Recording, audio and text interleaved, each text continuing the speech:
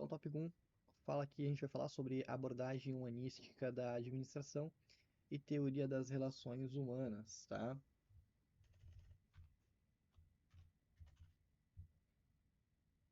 Bom, primeiro ponto aqui, né? A teoria que ela é humanística, né, também, e que também é considerada como teoria das relações humanas, ela teve um início aproximado por volta da década de 30, né? E ela iniciou devido a grandes críticas relacionadas à abordagem científica e abordagem clássica da administração, pois elas apenas visualizavam as máquinas menosprezando as pessoas. Então, só para a gente conseguir contextualizar um pouquinho, né? Então, nessa época, né, na década de 30 ali, era um período muito forte principalmente Estados Unidos, Europa, né, mas mais focado nos Estados Unidos, período muito forte de recessão industrial, é, devido lá o fim da guerra, né, da Primeira Guerra. E naquele momento foi um tempo muito difícil para as organizações e para os indivíduos. Então, se a gente vai relembrar um pouquinho da parte da. Então, a gente lembra um pouquinho do tema de economia, a gente vai relembrar, né, que tivemos lá a Primeira Guerra, se encerrando ali logo no início, né, um pouquinho antes do início da década de 20.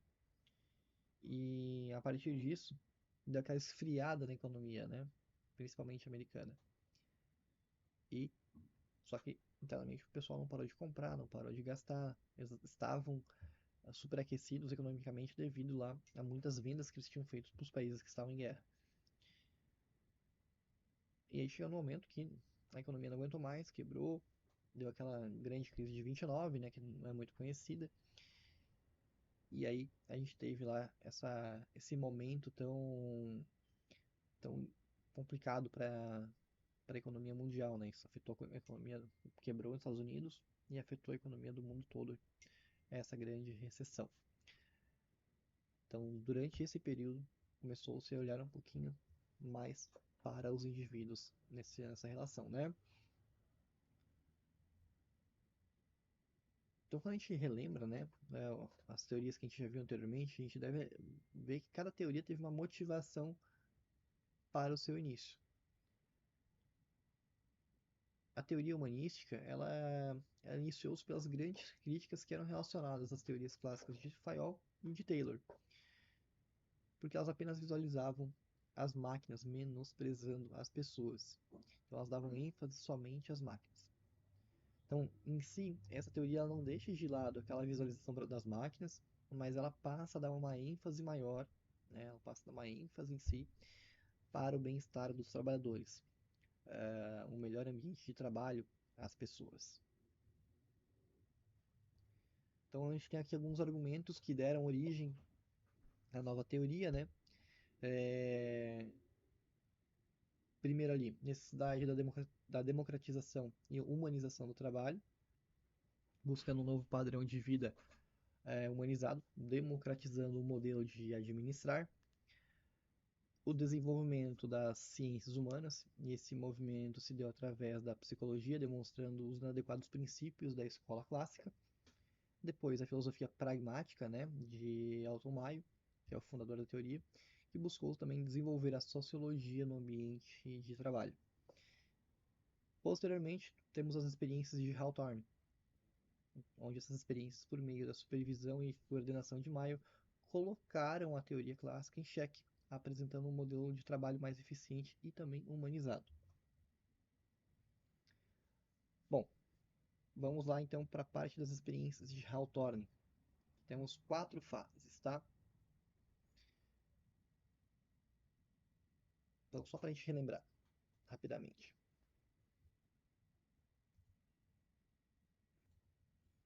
Então, lá em 1924, Hawthorne, por meio de uma pesquisa que foi supervisionada por Maio, buscou verificar a produtividade no local de trabalho dentro dos princípios da teoria clássica. A pesquisa se deu em uma indústria têxtil onde a rotatividade das pessoas chegava a 250% ao ano, mesmo com incentivos salariais. Então imagine, pessoal, que durante esse período,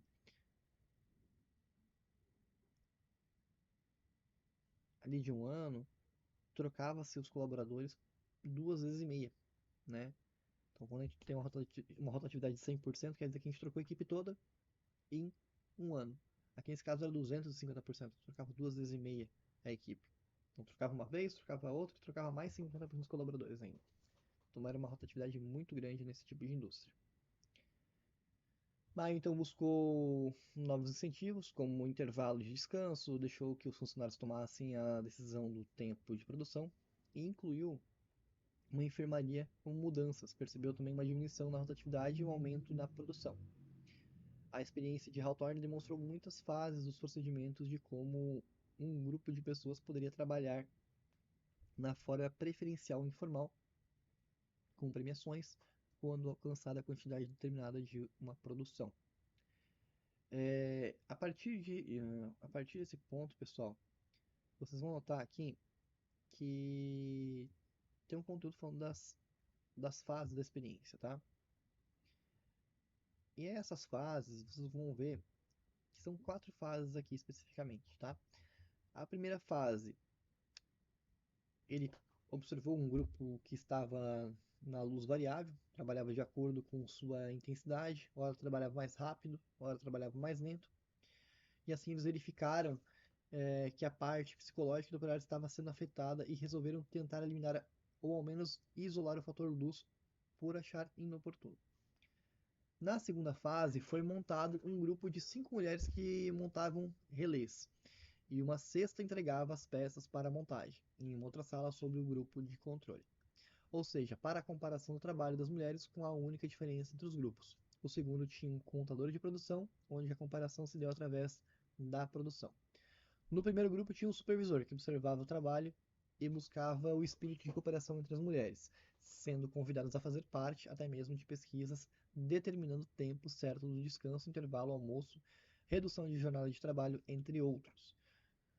Os resultados eram compartilhados e, quando era necessário alguma modificação, faziam parte dos estudos e até mesmo sua aprovação. Nessa fase, a pesquisa durou 12 períodos para a observação do trabalho dos dois grupos, quando muitas situações foram desenvolvidas para encontrar o melhor modelo na administração, levando em consideração o bem-estar das pessoas. Tá? Então, o resultado dessa fase em si trouxe muitas respostas referentes ao ambiente de trabalho e a forma como eram realizados o pagamento e os intervalos que foram apresentados durante o período de experiências. Tá?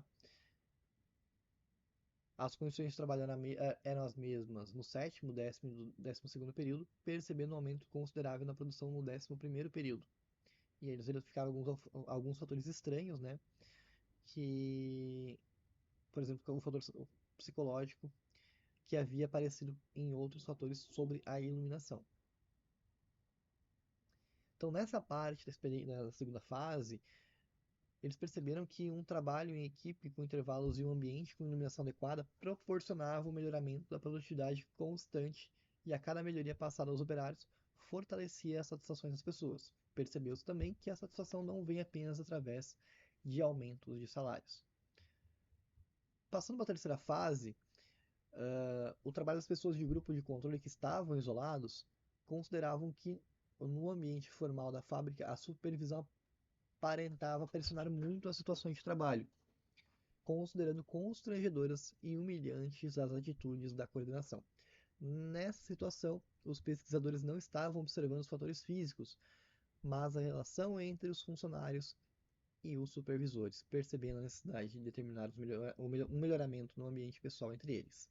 A partir desse momento, foi criado um grupo de pesquisa para entrevistar os funcionários e verificar suas concepções referentes à empresa.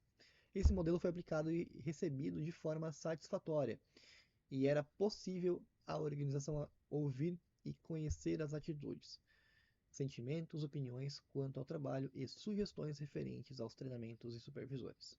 Essa experiência não trouxe, né, à organização um novo modelo de coordenação e a criação de entrevistas para identificar os problemas que eram gerados dentro da organização na busca pela satisfação dos operários no ambiente de trabalho. Então aqui a gente consegue ver que já foram feitas diversas mudanças, né? Foram feitos diversos testes nessas fases para conseguir entender o que poderia melhorar ou não. Mas lembrando, sempre com foco nas pessoas, né? Então, partindo para a quarta fase, que é a última, é... foi adicionado um grupo de pessoas em uma sala especial com as mesmas condições de trabalho do departamento. E eles passaram a observar, colocaram um observador e um entrevistador do lado de fora para realizar a entrevista com os operários. E nessa fase da experiência foi verificado que os funcionários, utilizando métodos pouco convencionais, após chegarem no seu objetivo de produção, passavam a diminuir o seu ritmo de trabalho. O modelo de pagamento era por quantidade, mas havia um salário base em caso de interrupção da produção. Mas caso a produção aumentasse, o salário também aumentava. A uniformidade foi considerada constante nesse modelo da organização informal, havendo solidariedade no grupo, constantemente buscando melhorar e incentivando sem agressividade aos companheiros a trabalhar mais rápido, mesmo cobrando punições simbólicas por se tratar de uma experiência. A pesquisa foi suspensa por falta de apoio financeiro em 1932, mas deixou sua influência muito marcada em relação aos princípios da teoria clássica de Taylor e Fayol, até então dominante no ambiente de trabalho. Elas eram as principais, né? Partindo então para as conclusões das experiências.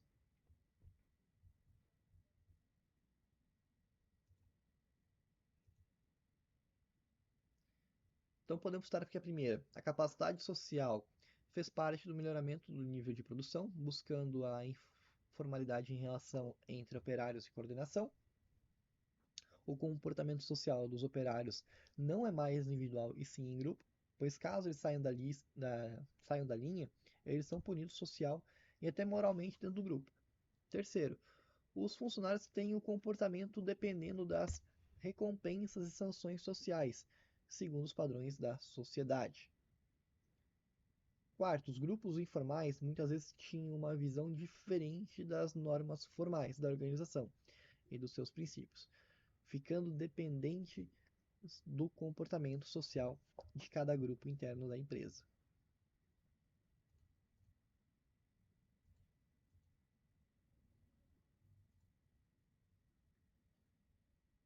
O quinto, as relações humanas dentro de uma organização tentam manter uma interação social.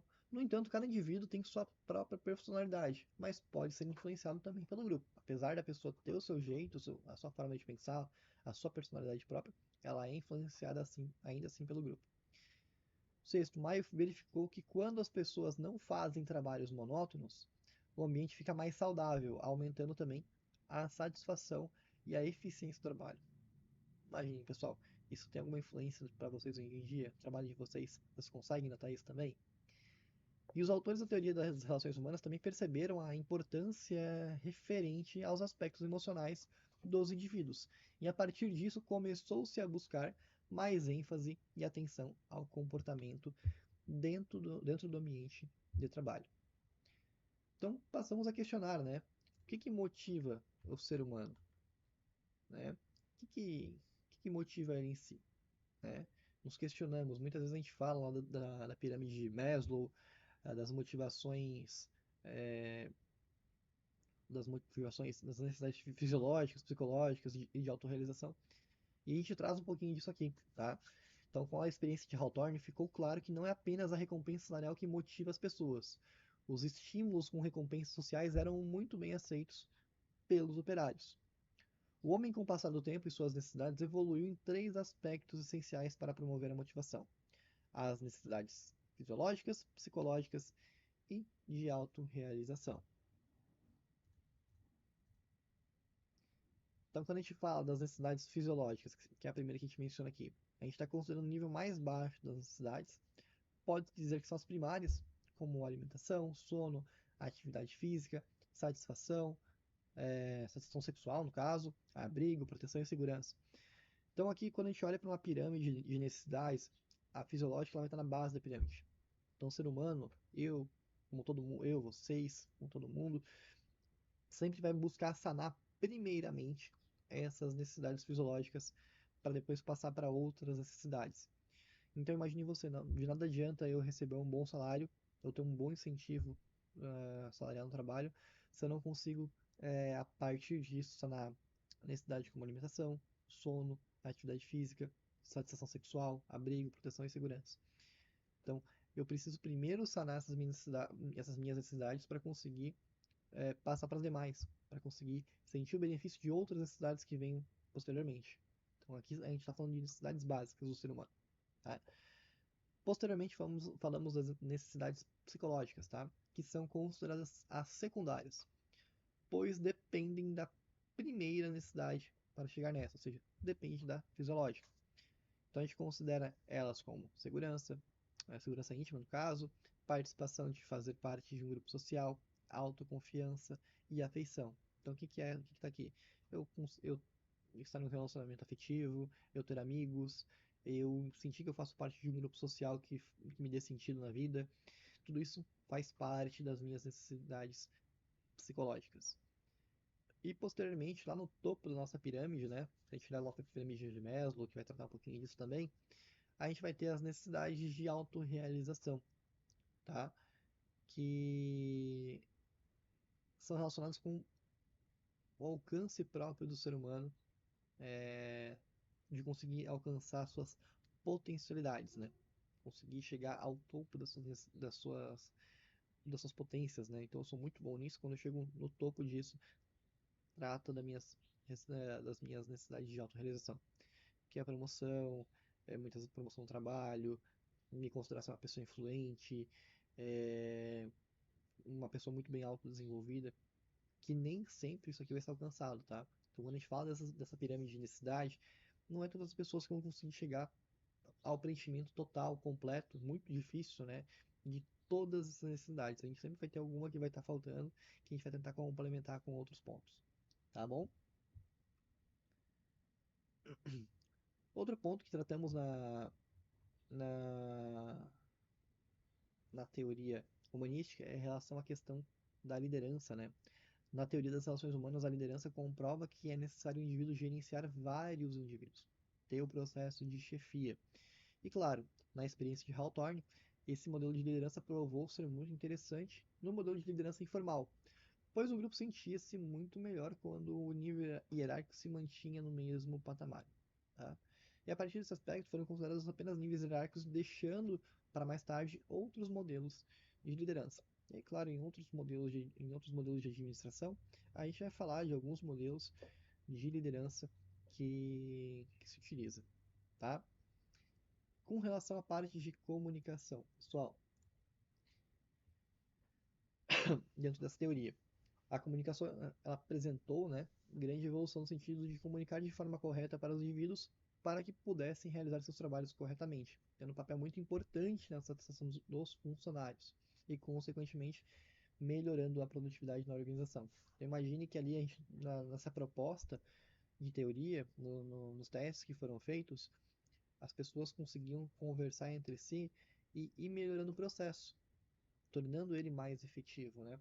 Aumentando a produtividade de todo mundo. Então, aqui foi uma das primeiras comprovações que a gente teve que ordens apenas de cima para baixo, né? Aquele modelo clássico do top-down, não funcionariam da melhor forma. Que é importante para o ajuste do processo diretamente, né? Aquele processo focal, operacional ali, é muito importante que tenha uma comunicação para ir fazendo pequenos ajustes, para ir potencializando aquela produtividade que existe. Vamos às críticas agora, tá? Então é importante perceber que cada teoria ou escola de administração ela segue uma sequência e assim os modelos passados vão dando espaço para os mais novos. Porém, muita coisa ainda é utilizada de escolas anteriores. Tá? Essa teoria em si, ela iniciou a partir das críticas que foram direcionadas ao modelo clássico, né? É, que davam apenas ênfase às máquinas. Então, os primeiros modelos lá que surgiram, os modelos iniciais, focavam apenas nas máquinas e produtividade. E aqui a gente começou a olhar um pouquinho mais para o ser humano, tá bom? Mas importante destacar que a teoria das relações humanas, ela também foi muito criticada, pois ela falava somente no grupo de indivíduos, focando o lado informal da organização. Então a gente sabe também que é muito importante a organização formal, pois ela deve seguir ali, objetivos e missões propostos pela organização. Então ela olhou muito para o lado informal, só que aqueles direcionamentos que eram dados por parte da organização não eram olhados. Então foi uma das principais críticas que tivemos aqui. E a teoria das relações humanas recebeu tantas críticas que foi necessária uma reestruturação em busca de novos horizontes que surgiu a partir da teoria organizacional, da teoria comportamental.